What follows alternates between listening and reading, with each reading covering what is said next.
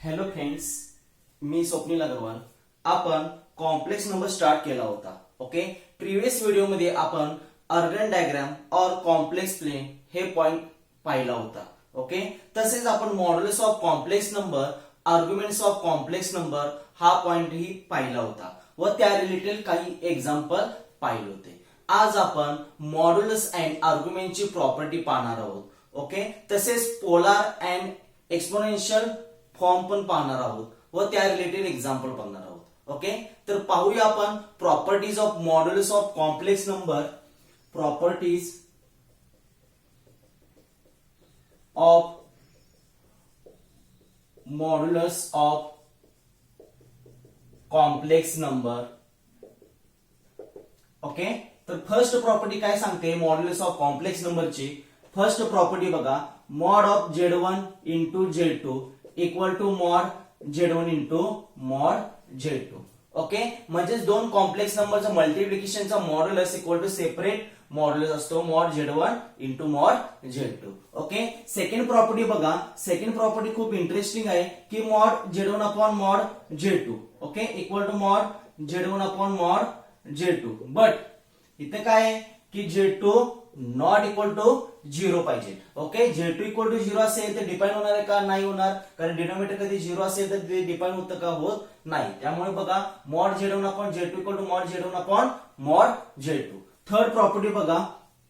Third property काय सांगते, mod Z equal to 0. बघा व्यवस्थित, मॉड Z इक्वल टू 0 हे केव्हा 0 असणार आहे? If and only if Z equal to काय पाहिजे? 0. बघा, केव्हा मॉड Z इक्वल टू 0 असणार आहे? If and only Z equal to 0. पण Z इक्वल टू 0 म्हणजेच काय, कसं लिहिणार आपण ते? 0 प्लस 0 I. म्हणजेच काय सांगायचं मला की real part of Z equal to imaginary part of Z equal to काय पाहिजे? 0. ओके, म्हणजे मॉड Z इक्वल टू 0 असेल तर तुमचा रिअल पार्ट आणि इमॅजिनरी पार्ट काय असणार आहे? 0 असणार आहे. किंवा इफ अँड ओनली बाय किंवा रिअल पार्ट आणि इमॅजिनरी पार्ट तुमचा 0 असेल तर मॉड Z काय असणार आहे? 0 असणार आहे. ओके, ठीक आहे. फोर्थ प्रॉपर्टी बघूया आपण. फोर्थ प्रॉपर्टी काय सांगते बघा की मायनस मॉड Z. बघा इंटरेस्टिंग आहे. Minus mod Z less equal real part of Z less equal mod Z. तसेच and minus mod Z less equal imaginary part of Z less equal mod Z. Okay, म्हणजेच बघा, for example मी घेतोय की for example बघा की Z equal to me काय घेतलं की 1 प्लस 2I. बघा, Z इक्वल टू मी काय घेतलं? 1 प्लस 2I. ओके, त्याचा मी रिअल पार्ट काय सांगा मला? रिअल पार्ट काय असणार आहे? 1 आणि इमॅजिनरी पार्ट काय असणार आहे? हे 2 असणार आहे. तर मॉड्युलस फाइंड करूया. मॉड Z इक्वल टू काय असणार आहे? अंडर रूट मध्ये 1 चा स्क्वेअर प्लस 2 चा स्क्वेअर इक्वल टू काय असेल? अंडर रूट मध्ये 1 चा स्क्वेअर 1, 2 चा स्क्वेअर 4 म्हणजे काय असणार आहे? रूट 5 असणार आहे. Okay, root 5. मग बघा, ही प्रॉपर्टी सॅटिस्फाय होते का? ही सॅटिस्फाय दोन्ही होतात का बघूया. रिअल पार्ट ऑफ Z काय आपल्याकडे? 1 आहे. रिअल पार्ट ऑफ Z काय? 1 आहे. लेस इक्वल म्हणजे लेस असेल किंवा इक्वल असेल. ओके, पण आता लेस इक्वल मध्ये आपण इथं लेस घेऊ, कारण मॉड Z ची व्हॅल्यू काय? रूट 5. आणि रूट 5 म्हणजेच काय असणार? काय व्हॅल्यू असेल रूट 5 ची? 2 पॉईंट समथिंग, कारण 2 चा स्क्वेअर काय असतो? 4 असतो. ओके, म्हणजे ते रूट 5 म्हणजे 2 पॉईंट समथिंग काहीतरी असेल. म्हणजे 2 पॉईंट समथिंग हे 1 पेक्षा काय असतो? मोठा. ओके, तसेच मॉड Z काय आपल्या आलेले व्हॅल्यू? रूट 5. त्याचं मायनस साइन दिलं तर काय येणार इथं? मायनस काय येणार आहे? Minus route 5. मायनस रूट 5 म्हणजे व्हॅल्यू काय असणार आहे? Minus 2 point something. Minus 2 point something हे 1 पेक्षा काय असतो? ऑलवेज लहान असतो. म्हणजे ही पण प्रॉपर्टी काय होते? सॅटिस्फाय होते. ओके, तसेच ही बघूया प्रॉपर्टी. त्याच पद्धतीने फक्त इमॅजिनरी पार्ट काय आपला 2 आहे. ओके, इमॅजिनरी पार्ट काय? 2 आहे. म्हणजे ऑलवेज मॉड Z ची व्हॅल्यू काय? 2 पॉईंट समथिंग. 2 पेक्षा काय असतो? मोठाच. ओके, नंतर तसेच मायनस साइन दिलं तरी मायनस 2 पॉईंट समथिंग का 2 पेक्षा काय असतो? लहानच असतो. ओके, त्यामुळे ही पण प्रॉपर्टी काय होते? सॅटिस्फाय होते. फॉर एक्झाम्पल आपण पाहिलेलंच आहे, त्यानुसार हे प्रूव्ह होते. ठीक आहे, नेक्स्ट प्रॉपर्टी आपण पाहूया. नेक्स्ट प्रॉपर्टी बघा,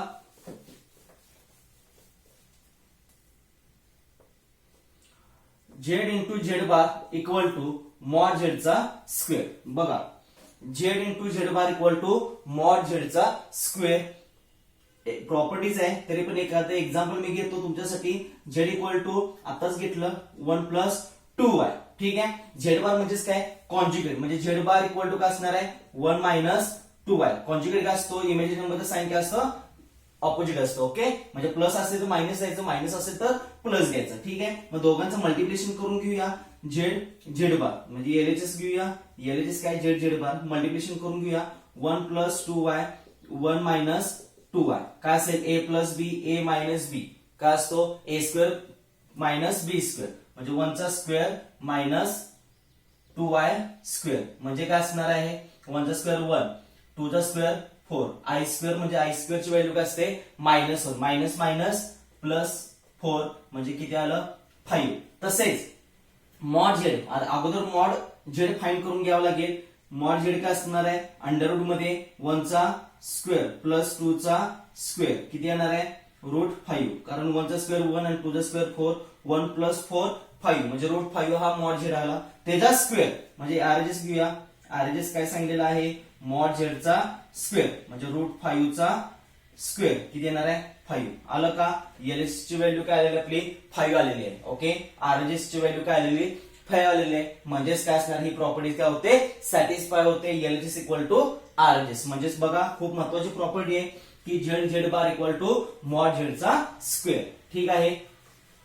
नेक्स्ट प्रॉपर्टी पाहूया आपण.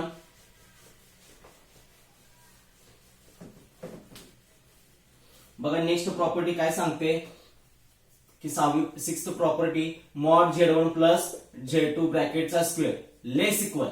ओके, त्या अगोदर एक प्रॉपर्टी पाहूया की मॉड z1 + z2 लेस इक्वल काय असते बघा मॉड z1 + मॉड z2. लक्षात ठेवा mod z1 + z2 equal to काय लेस इक्वल काय असतो mod z1 + mod z2. Okay, 7th property बघा मॉड z1 + z2 ब्रॅकेटचा square less equal mod z1² plus mod z2² plus 2 into real part of z1 z2 bar. Okay, बघा खूप महत्वाची property आहे. z1 + z2 mod z1 + z2 square equal to आहे mod z1² plus mod z2² plus 2 real part of z1 z2 चा बार म्हणजे conjugate z2 चा conjugate. ही property खूप महत्वाची आहे लक्षात ठेवा. 8th प्रॉपर्टी बघा mod z1 - z2 square equal to mod z1² plus mod z2 square minus 2 real part of z1 z2 bar. Okay, नंतर 9th प्रॉपर्टी बघा. 9th प्रॉपर्टी काय सांगते की z1 plus z2 square plus mod z1 + z2 square plus mod z1 - z2 square equal to या दोघांची 7वी आणि 8व्या प्रॉपर्टीची addition म्हणजे काय येणार आहे -2 real part of z1 z2 बार आणि 2 real part of z1 z2 बार काय होणार आहे कॅन्सल. म्हणजे काय येणार आहे या दोघांची बेरीज आणि या दोघांची बेरीज म्हणजे काय येणार आहे 2 इंटू मॉड z1 चा स्क्वेअर प्लस मॉड z2 चा स्क्वेअर. ओके, या झाल्या प्रॉपर्टी मॉड्युलस ऑफ कॉम्प्लेक्स नंबरच्या. लक्षात ठेवा खूप महत्वाचे आहेत. काही वेळेस तुम्हाला काही एक्झाम्पल दिले जातील z1 z2 आणि कोणतीही एखादी प्रॉपर्टीज तुम्हाला दिली जाईल आणि व्हेरीफाय करायला सांगतील. काही अवघड नसतं.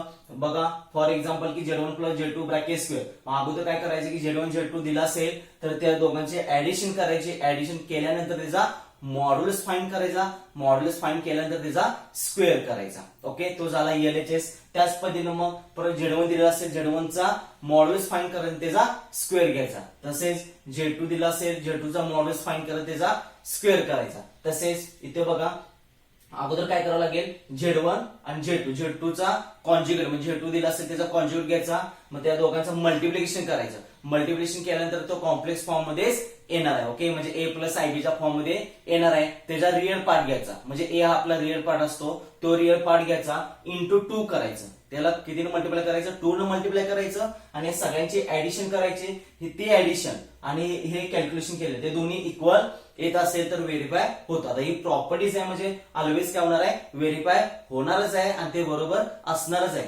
कुठे तुमचं काही चुकलं असेल तर ते म्हणजे कॅल्क्युलेशन मध्ये काहीतरी चुकलं असणार आहे. ओके, ठीक आहे. नेक्स्ट प्रॉपर्टीज ऑफ आर्ग्युमेंट्स हे पॉइंट पाहूया आपण. Okay, properties of arguments of complex number. Okay,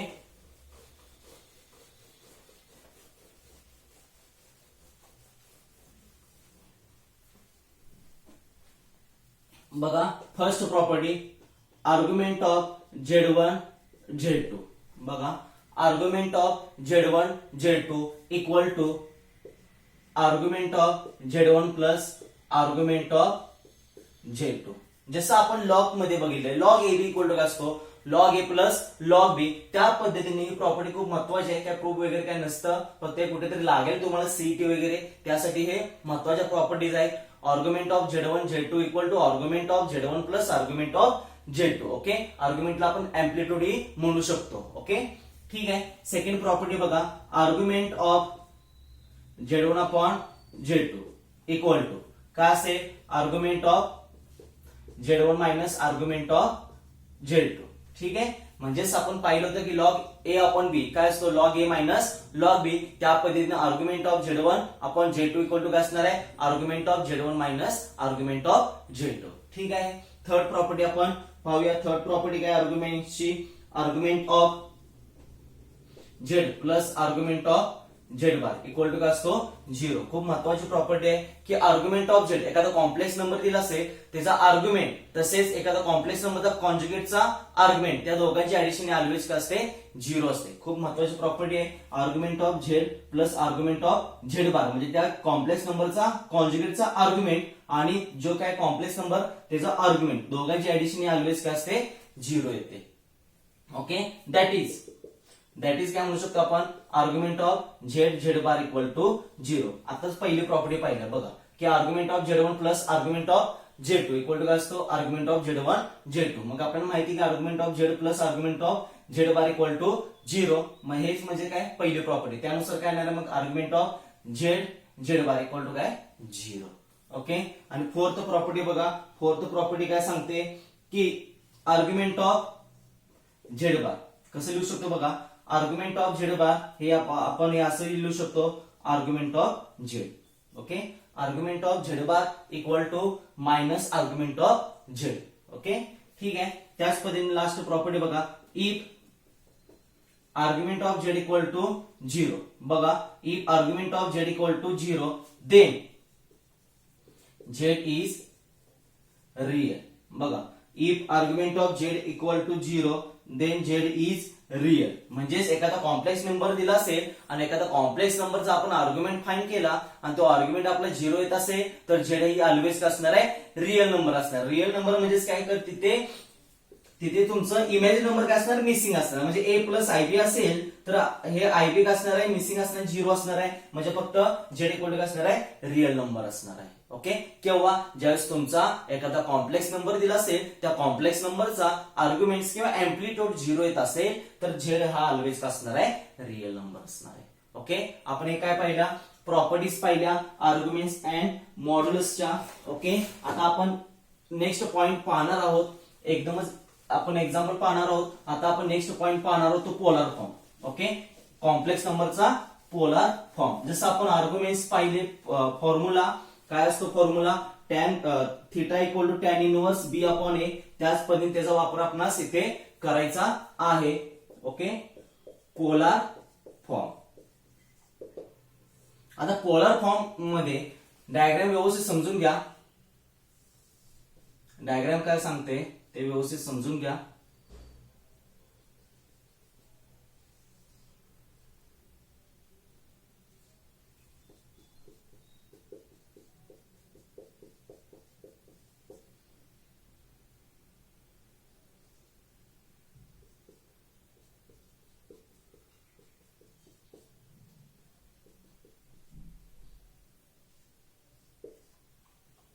बघा, डायग्राम हा एक्स ऍक्सिस आहे, हा वाय ऍक्सिस आहे.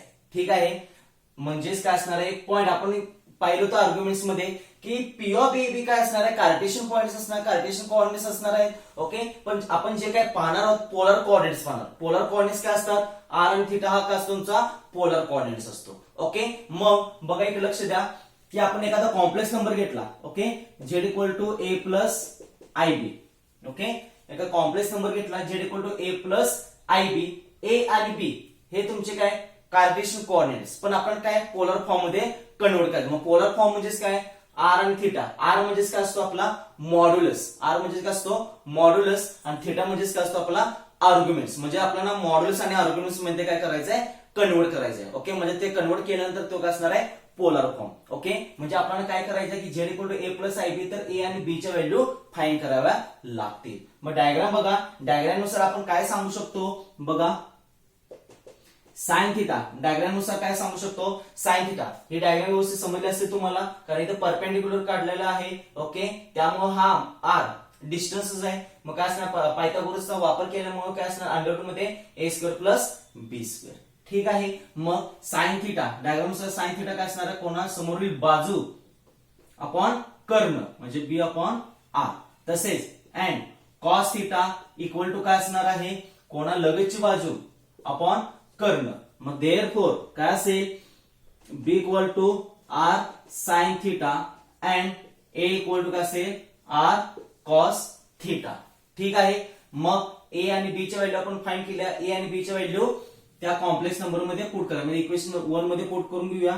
झेड इक्वल टू काय असणार आहे, ए ची व्हॅल्यू काय मिळाली आपल्याला, R cos theta plus I. B ची व्हॅल्यू काय, आर साइन थिटा. ठीक आहे, त्यात मी आर कॉमन काढतो, म्हणजे येणार काय इंटू ब्रॅकेट मध्ये cos theta plus i sine theta. Okay,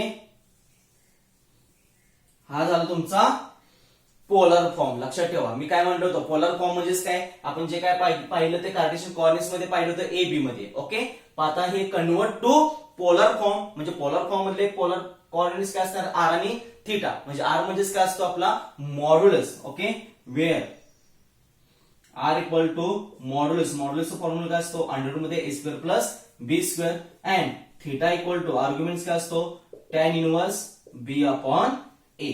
okay, म्हणजे कन्वर्ट कशामध्ये केलं, आर आणि थिटा मध्ये केले का, म्हणजे हेच काय असेल तुमचा polar form. Z equal to R into bracket मध्ये cos theta plus i sine theta. Okay, ठीक आहे, आता आपण नेक्स्ट पाहणार आहोत एक्सपोनेन्शियल. ओके, एक्सपोनेन्शियल फॉर्म पाहणार आहोत.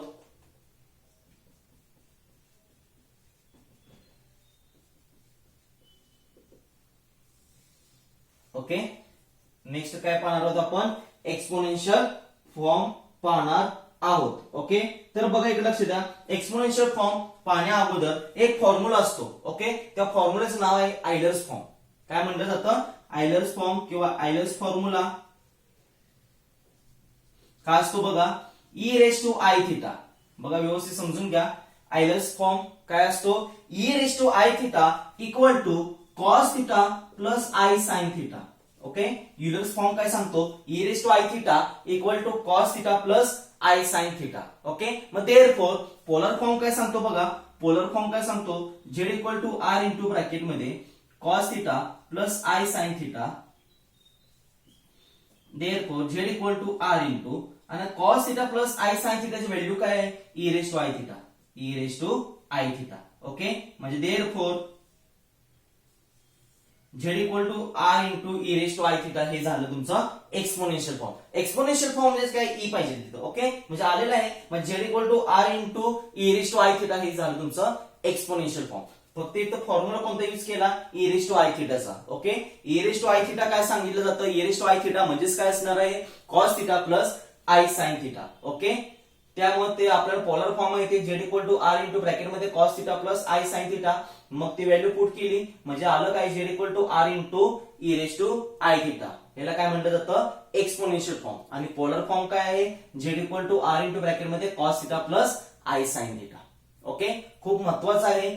आता आपण त्या रिलेटेड एक्झाम्पल पाहूया. ओके, पोलर फॉर्म आणि एक्सपोनेन्शियल फॉर्मचे आपण एक्झाम्पल पाहूया.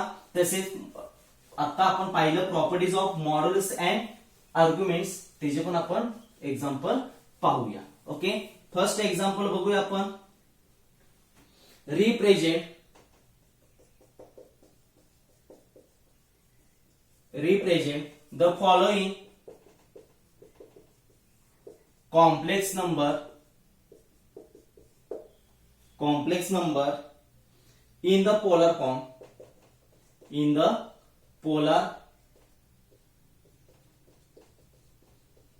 and exponential form.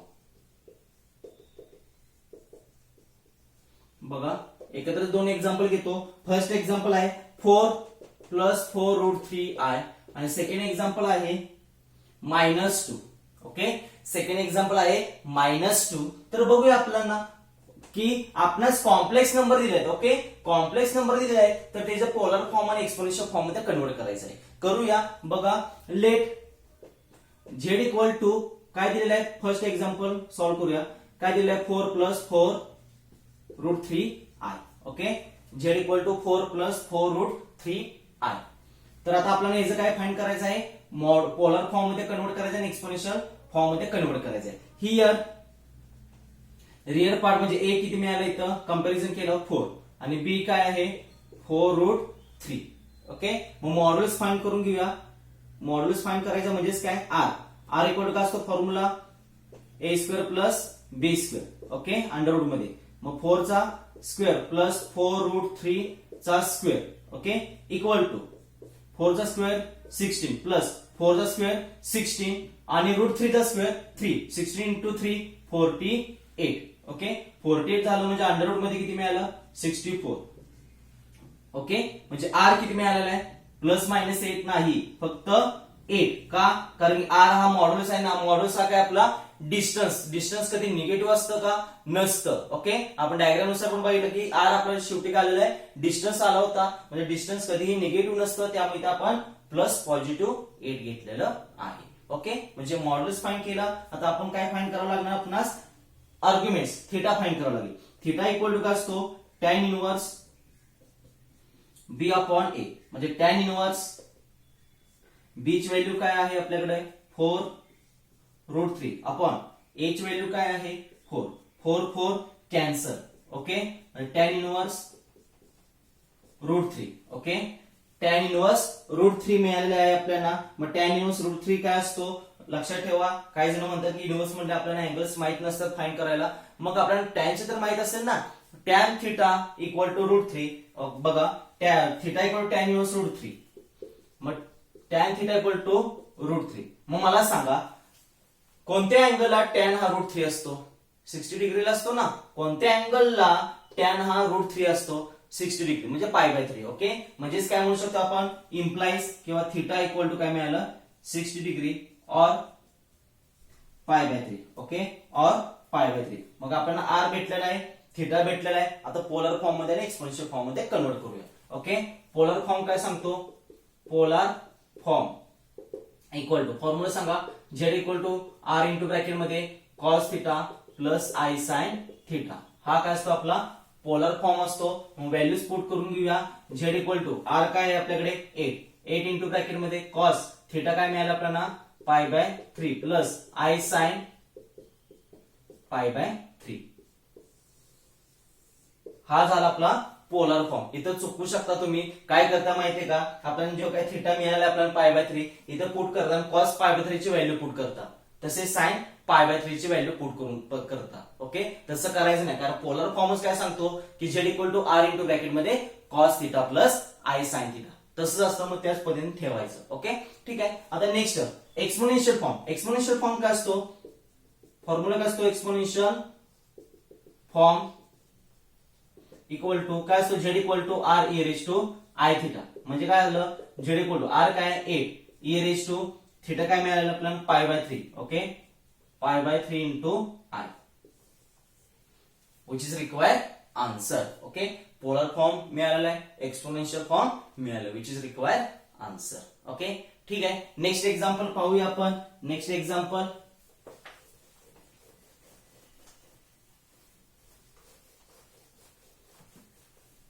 बघा. Next example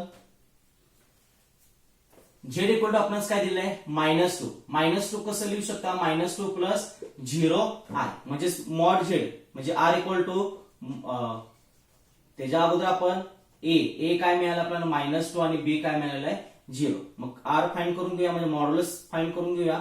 modulus of z equal to काय असतो फॉर्म्युला, अंडर रूट मध्ये ए स्क्वेअर प्लस बी स्क्वेअर. ओके, -2 चा स्क्वेअर प्लस 0 चा स्क्वेअर, म्हणजे आर इक्वल टू काय मिळणार आहे आपणास, -2 चा स्क्वेअर 4 प्लस 0 म्हणजे काय असणार आहे 2. ओके, म्हणजे काय असणार 2 प्लस मायनस नसणार आहे, कारण का डिस्टन्स हे नेहमी काय असतं पॉझिटिव्ह असतं, म्हणजे काय असणार आहे 2, म्हणजे आर आपल्याला 2 भेटला.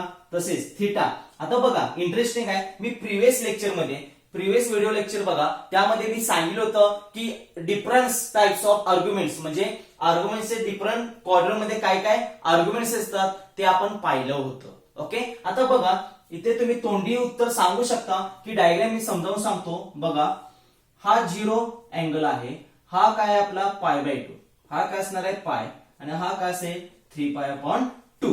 ओके, आर्ग्युमेंट्स काय अँटी क्लॉकवाईज फिरतो. ओके, आर्ग्युमेंट्स काय अँटी क्लॉकवाईज अँगल न फिरत असतो. ठीक आहे, मग मला सांगा, तुम्हाला मी सांगितले एक्स ऍक्सिस हा असतो काय रिअल ऍक्सिस असतो. ओके, रिअल पार्ट हा तुमचा एक्स ऍक्सिस वर असतो आणि इमेजिनरी पार्ट हा तुमचा वाय ऍक्सिस वर असतो. मग आता मला सांगा बाळांनो की इमेजिनरी पार्टच तुमचा काय 0, बरोबर ना, इमेजिनरी पार्ट काय आपला 0 आहे, मग रिअल पार्ट काय आपला -2 निगेटिव्ह आहे. ओके, काय आहे निगेटिव्ह आहे, इथं +1 2 3 आणि इकडं -1 -2 -3 -4 हे निगेटिव्ह आहे. मग बघा तोंडी सांगू शकता, काही गरज नाही तुम्हाला आर्ग्युमेंटचा फॉर्म्युला पुट करायची वगैरे, ते मला सांगा की इथे 1 2 3 आहे, इकडे -1 -2 -3 आहे, कारण की इकडे तर काही जाणार नाही का, कारण की आपला इमेजिनरी पार्ट काय 0 आहे. ओके, मग तोंडी सांगू शकता की ए कुठे जातोय निगेटिव्ह कडे, निगेटिव्हला आर्ग्युमेंट्स काय अँगल किती आहे पाय. ओके, म्हणजे ऑब्विसली काय म्हणू शकता थीटा तुम्ही डायरेक्ट पाय म्हणू शकता. ओके, मग देअरफॉर आर फाइंड केलं 2, थीटा काय पाय. मग देअरफॉर मला सांगा पोलर फॉर्म काय असणार आहे, पोलर फॉर्म काय असणार आहे Z equal to r, r ची व्हॅल्यू काय आहे 2 इंटू ब्रॅकेट मध्ये कॉस पाय म्हणजे काय पाय, थीटा म्हणजे काय पाय, आय साइन पाय, हे काय मिळालं तुम्हाला पोलर फॉर्म. ओके, तसेच एक्सपोनेन्शियल फॉर्म काय असेल z equal to r e raise to i theta, म्हणजेच काय असणार आहे 2 e raise to pi i, which is required answer. Okay, बघा व्यवस्थित हे तुम्हाला समजलं असेल की ए निगेटिव्ह आहे, पॉझिटिव्ह असताना बी 0 असता तर काय आलं असतं तुमचं 0 डिग्री आली असती. ओके, किंवा मग समजा की ए 0 असेल आणि बी तुमचं काय असेल पॉझिटिव्ह असेल तर π/2 आलं असतं. ओके, त्या पद्धतीने तुम्हाला आर्ग्युमेंट्स फाइंड करता यायला पाहिजे. आपण प्रिव्हियस व्हिडिओ मध्ये पण आपण पाहिलं होतं, व्यवस्थित समजून सांगितलं होतं. कोणाला काय डाऊट असेल तर मला परत विचारलं तरी चालेल. ओके, ठीक आहे. आपण पाहिलं काय कॉम्प्लेक्स नंबर दिला असेल त्याचं पोलर फॉर्म आणि एक्सपोनेन्शियल फॉर्म कसं लिहायचं ते पाहिलं. अजून काही एक्झाम्पल पाहणार आहोत आपण.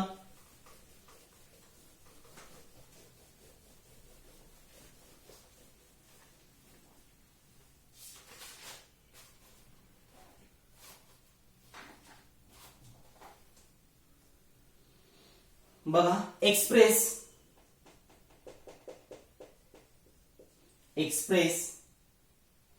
3 e raised to 5π/12i into 4 e raised to π/12 into i. बघा in the a plus ib form. म्हणजेच बघा तुम्हाला एक्सपोनेन्शियल फॉर्म टाइप दिलेला आहे आणि ते आपल्याला कॉम्प्लेक्स फॉर्म मध्ये लिहायचं, म्हणजे a प्लस आय बी च्या फॉर्म मध्ये लिहायचं आहे. ओके, तर पाहूया आपण z equal to given z equal to काय लेट z इक्वल टू लिहूया आपण 3 e raised to 5π/12i into 4 e raised to π/12i. Okay, लिहून घेतलं. आता काय करणार गुणाकार होणार. Okay, 3 into 4 12 e raised to, आता बघा बेस सेम असेल तर पॉवरची काय होते ऍडिशन. ओके, मग काय असणार आहे e raised to 5π/12 प्लस π/12 आणि त्यातून मी काय कॉमन काढलं आय कॉमन काढलं. समजून घ्या 3 into 4 12 लिहिलं, बेस सेम असेल तर पॉवरचे काय होते ऍडिशन होते. ओके, ऍडिशन घेतले आणि त्यात मी आय कॉमन काढलेला आहे. ओके, तर काय असणार आहे 12 into e raised to denominator काय दिसतोय सेम दिसतोय, न्यूमरेटर काय होणार आहे ऍडिशन 5π प्लस पाय किती येणार आहे 6π. 6 पाय अपॉन 12 आय. ओके ठीक आहे. म्हणजे 12 e raise to 6 pi upon 12 म्हणजे काय असणार आहे pi upon 2 i. Okay Z equal to काय मिळालं आपल्याला 12 e raise to pi upon 2 i. ठीक आहे.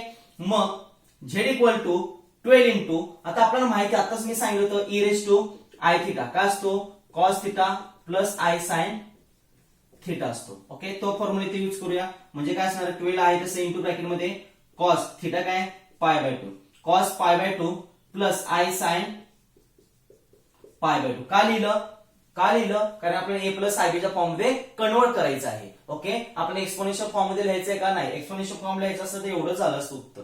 ओके पण आपण ते a प्लस आय च्या फॉर्म मध्ये लिहायचं ते म्हणून मी तो फॉर्म्युला यूज केलेला आहे. ओके म्हणजे Z equal to 12 into bracket मध्ये cos pi by 2 plus i sine pi by 2. Okay 12 into bracket मध्ये कॉस पाय बाय 2 का असतो आपला 0 असतो. ओके कॉस पाय बाय 2 का असतो 0 plus i sine pi by 2 का असतो 1. ओके प्लस आय काय असतो आहे तसा साइन पाय बाय 2 असतो 1. ओके म्हणजे झेड इक्वल टू काय मिळालं तुम्हाला 12 ने 0 ला मल्टिप्लाय 0. ओके आणि 12 इंटू आय काय असणार आहे 12 आय.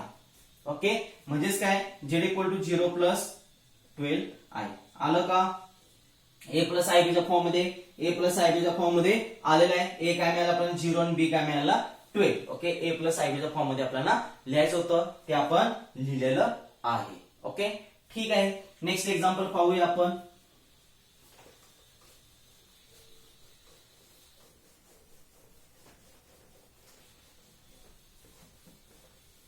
बघा next example express for z1 equal to 1 plus i z2 equal to 2 minus 3i verify first बघा z1 plus z2 conjugate equal to z1 चा कॉन्जुगेट प्लस z2 चा conjugate. Second z1 minus z2 conjugate equal to z1 चा conjugate minus z2 चा conjugate. Okay third z1 into z2 चा conjugate equal to z1 चा conjugate into z2 चा conjugate. Okay बघा example समजून घ्या. आपण काय सांगितलेलं आहे बघा z1 equal to 1 plus i z2 equal to 2 minus 3 आहे. तर हे तीन काय प्रॉपर्टीज आहेत आपण पाहिलेच होतं प्रॉपर्टीज. ओके तर त्या प्रॉपर्टीज आपल्याला काय करायचे आहेत सॅटिस्फाय दाखवायचे. या प्रॉपर्टी कशाच्या कॉन्जुगेटच्या प्रॉपर्टीज आहेत. बघूया आपण व्हेरीफाय करूया. फर्स्ट दिलंय ते लिहून घ्यायचं given z1 equal to 1 plus i. Okay z2 equal to 2 minus 3i. तर पाहूया आता आपण z1 equal to 1 plus i z2 equal to 2 minus 3i. तर काय असणार आहे अगोदर पहिली प्रॉपर्टी म्हणजे ऍडिशन करून घेऊया z1 प्लस z2 काय आहे z1 plus z2 1 plus I आणि 2 प्लस आय 1 प्लस 2 3 आणि आय मायनस 2 3i म्हणजे minus 2i. Okay z1 plus z2 काय मिळाला 3 मायनस 2i. ओके तसेच z1 मायनस z2 पण घेऊया 1 plus I minus 2 minus 3i. Okay म्हणजेच काय 1 plus I minus 2 plus 3i म्हणजेच काय मिळालं 1 minus 2 minus 1 I plus 3i 4i. Okay z1 minus z2 काय मिळाला मायनस 1 प्लस 4i. ठीक आहे मग काय करूया आपण कॉन्जुगेट पण घेऊया z1 प्लस z2 चा कॉन्जुगेट किती मिळाला 3 मायनस 2i म्हणजे काय असणार आहे इमॅजिनरीचा साइन असेल ते ऑपोजिट म्हणजे 3 प्लस 2i. ओके ठीक आहे तसेच z1 मायनस z2 चा कॉन्जुगेट किती मिळाला मायनस 1 आहे तसं इमॅजिनरीचा साइन चेंज करायचं असतं. ओके प्लस आहे म्हणून इथं मायनस 4 आहे. ठीक आहे फर्स्ट आता पाहूया आपण की LHS काय दिलेलं आपल्याला z1 प्लस z2 चा कॉन्जुगेट किती मिळाला 3 प्लस 2i. ओके त्याला इक्वेशन नंबर काय म्हणलं 1 म्हणलेला आहे. नाव RHS काय दिलेला फर्स्ट याचा RHS z1 चा कॉन्जुगेट प्लस z2 चा कॉन्जुगेट z1 चा कॉन्जुगेट काय दिलं z1 1 प्लस आहे त्याचा कॉन्जुगेट काय असणार आहे 1 मायनस आहे प्लस z2 काय दिलं 2 मायनस 3 आहे त्याचा कॉन्जुगेट काय असणार आहे 2 प्लस 3 आहे म्हणजे काय असणार आहे 1 plus 2 3 minus 1 minus I plus 3 आहे किती येणार आहे प्लस 2 आहे. त्याला इक्वेशन नंबर 2 म्हणा. ओके, LHS RHS सेम दिसते का? 3 + 2y 3 + 2y. Okay, from 1 and 2 we get Z1 plus Z2 चा कॉन्जुगेट इक्वल टू Z1 चा कॉन्जुगेट प्लस Z2 चा कॉन्जुगेट. ओके, पहिले व्हेरीफाय झालेलं आहे. त्याच पद्धतीने सेकंड पण. सेकंड काय? सेकंड बीट त्यामध्ये Z1 मायनस Z2 चा कॉन्जुगेट काय आलेला आहे आपला? -1 -4 आहे. त्याला इक्वेशन नंबर 3 म्हणूया. ओके, आणि तसेच अँड Z1 मायनस Z2 चा Z1 चा कॉन्जुगेट मायनस Z2 चा कॉन्जुगेट काय असणार आहे? Z1 चा conjugate 1 - I. Okay, minus Z2 चा कॉन्जुगेट काय असणार? 2 + 3 आहे. परत मायनस असल्यामुळे परत काय होणार आहे? -1 - 3 आहे. ओके, म्हणजे 1 - 1 इथे काहीतरी बघा, इथे काय झालं? Z2 सॉरी Z2 काय असणार इथं? 2 येणार आहे. ओके, 1 - 2 -1 मायनस आहे, मायनस 3 आहे, -4I. ओके, म्हणजे Z1 मायनस Z2 चा कॉन्जुगेट काय? Z1 चा कॉन्जुगेट मायनस Z2 चा कॉन्जुगेट किती मिळालं आपल्याला? -1 -4I. त्याला इक्वेशन नंबर 4 म्हणूया. फ्रॉम 3 and 4 काय म्हणू शकता तुम्ही? Z1 मायनस Z2 चा कॉन्जुगेट इक्वल टू Z1 चा कॉन्जुगेट मायनस Z2 चा कॉन्जुगेट. ओके, सेकंड व्हेरीफाय झालेला आहे. थर्ड व्हेरीफाय करूया आपण. ओके, थर्ड पण व्हेरीफाय करून घेऊया. Z1 इंटू Z2 मल्टिप्लिकेशन करून घेऊया अगोदर. 1 + I 2 - 3I. Okay, 1 × 2 1 × 3I -3I plus 2y multiplication करतोय आणि -3I². ओके, म्हणजे काय असणार आहे? 2 -3I plus 2y minus I² ची व्हॅल्यू -1 -1 × -3 प्लस 3. ओके, म्हणजे काय असणार आहे? 2 + 3 5 -I आणि त्याचा कॉन्जुगेट म्हणजे काय असणार? Z1 Z2 चा कॉन्जुगेट काय असणार? 5 + I. त्याला इक्वेशन नंबर मी काय म्हणतो? 5 म्हणतो. ठीक आहे, त्याला इक्वेशन नंबर 5 म्हटलेला आहे.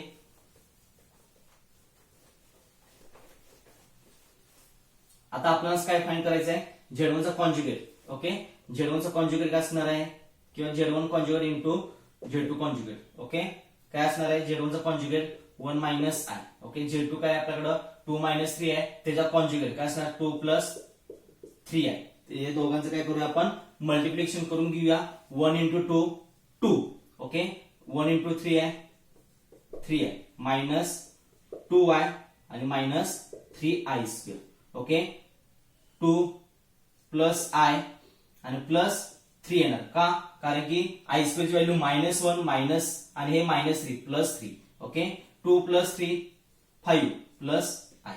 त्याला इक्वेशन नंबर 6 म्हणूया. फ्रॉम 5 and 6 we get काय म्हणू शकता आपण? Z1 इंटू Z2 चा कॉन्जुगेट इक्वल टू Z1 चा कॉन्जुगेट इंटू Z2 चा कॉन्जुगेट. ओके, बघा आपण 3 प्रॉपर्टी व्हेरीफाय करायला सांगितल्या होत्या. आपण Z1 दिला होता 1 + I आणि Z2 दिला होता 2 - 3I. ओके, त्यानुसार आपण तिन्ही प्रॉपर्टीज काय करून घेतलेल्या आपण व्हेरीफाय केलेल्या आहेत. ओके, ठीक आहे. इथे आपण काय पाहिलं? पोलर फॉर्म पाहिला, एक्सपोनेन्शियल फॉर्म पाहिला, आपण प्रॉपर्टीज पाहिलेल्या मॉड्युलस अँड आर्ग्युमेंट्सच्या. ठीक आहे, आणि त्या रिलेटेड काही एक्झाम्पल पाहिलेले आहेत. कोणाला काही डाऊट असेल तुम्ही मला परत विचारलं तर चालेल. इथे आपण पोलर फॉर्म, आर्ग्युमेंट्स तसेच एक्झाम्पल आपण पाहिलेले होते. हा पॉइंट आपण इथे संपलेला आहे. नेक्स्ट लेक्चरला आपण कॉम्प्लेक्स नंबर मधचा शेवटचा आर्टिकल पाहणार आहोत. कोणतं आर्टिकल आहे बघा? डी